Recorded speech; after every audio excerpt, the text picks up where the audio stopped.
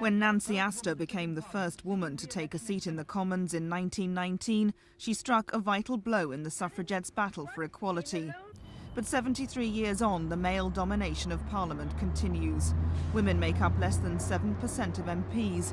There are only 44 out of a total of 650. In a radical bid to redress the balance, Billericay's outspoken Tory MP Theresa Gorman this afternoon attempted to introduce a backbench bill which would lead to equal representation for women within 4 general elections. She believes neighbouring constituencies should double up, with the electorate being given 2 votes, one for a male candidate, the other for a female.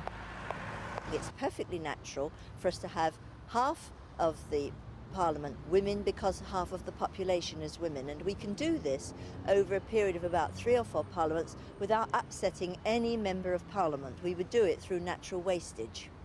The idea was derided by some of her male colleagues inside and outside the chamber. This is just plain daft.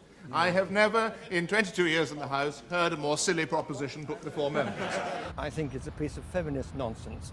And although, of course, in the House of Commons we enjoy a joke occasionally, this one, I think, is a little too intended to be a little too serious. But Mrs Gorman has received the backing of an unlikely ally, Labour's Claire Short. Well, I actually don't necessarily support the detail of her bill, but the principle she's asserting, that the House of Commons should be half men and half women, I think is very important.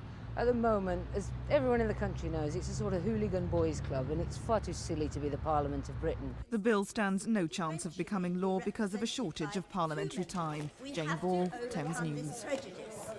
Mr. Speaker, this House should be a mirror reflecting